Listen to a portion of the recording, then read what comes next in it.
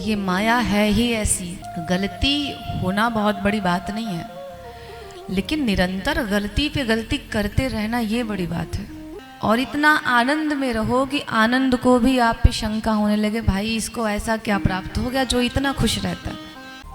भगवान कहते हैं कि हमसे जितनी भी गलतियां हुई इस संसार में आने के बाद, उसमें हमारा भी कोई दोष नहीं।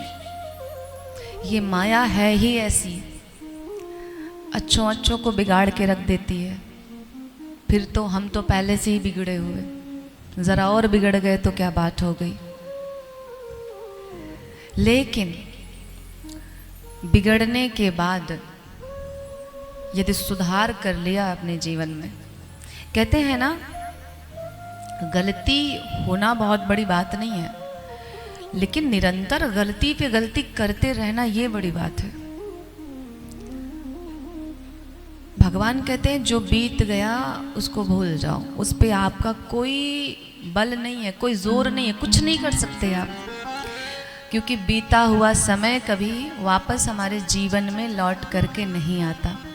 और इसलिए मैं हमेशा एक बात कहती हूँ, अपने जीवन को, प्रत्येक दिन को, अपने जीवन के प्रत्येक दिन को आखिरी दिन समझ करके जियो, और इतना आनंद में रहो कि आनंद को भी आप पे शंका होने लगे, भाई इसको ऐसा क्या प्राप्त हो गया जो इतना खुश रहता है। भगवान कहते हैं कि मुझे पाने की बात करते हो और हृदय में दुख लेके टहल रहे हो, तो बहुत ज्यादा दुखी होने पे भी भगवान नहीं मिलते, याद रखना। हमेशा दुखी हो, वियोग में हो, भगवान ने कितना भी दे दिया कम ही लग रहा है, तो ऐसे व्यक्तियों को भी भगवान नहीं प्राप्त होते। इसलिए जो बीता सो बीता, अब जो आने वाला है ना, जो भी 2 4 6 दिन इस जीवन के हैं, उसको सुधार लो।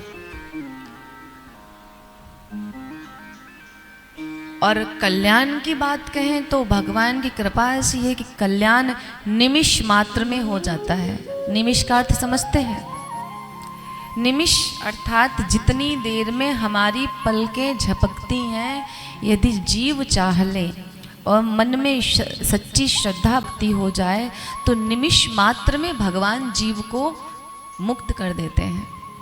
और मैं हमेशा एक बात कहती हूँ कि ये जो लोग कहते हैं ना, मैं 2 घंटे से कम पूजा नहीं करता, बहुत से ऐसे भगत हैं 4 घंटे तक पूजा साधना किए, मुक्त नहीं हो पाए। लेकिन उन्हीं के घर में कोई ऐसा भक्त हुआ जिसको एक क्षण में भगवान ने दर्शन दे दिया। भगवान की भक्ति समय सीमा की साध्य नहीं है, भगवान की भक्ति की साध्यता है आपका भाव। इसलिए भगवान से जब प्रातःकाल उठो ना, तो एक ही प्रार्थना करो, नाथ अब प्रभु कृपा करो यही भांति। रोज बोला करो, अब प्रभु कृपा करहूँ यही भांति, सब तज भजन करहूँ दिन राति। सब तजने का अर्थ नहीं है घर छोड़ दो, बच्चों को छोड़ दो, परिवार छोड़ दो। तजने का अर्थ आपके हृदय में बैठे शत्रुओं का है। नहीं पता चले कि बाबा ने लिख दिया तो बस कल से झोला उठा के भाग लिए। अच्छा, वहाँ भी इनका कुछ हो नहीं पाता, ये फिर 4 दिन बाद लौट के वापस आते हैं, इनकी वहाँ भी नहीं बन पाती।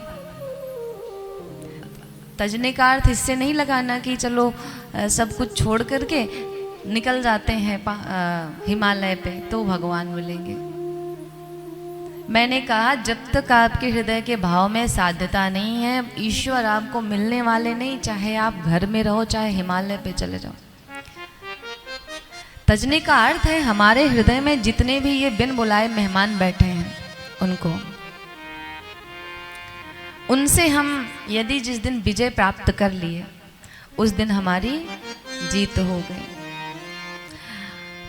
तो रोज भगवान से हमें यही एक प्रार्थना करनी चाहिए। कहते हैं कि रोज रोज करते रहोगे तो एक ना एक दिन तो उसके कानों तक पहुंच ही जाएगी।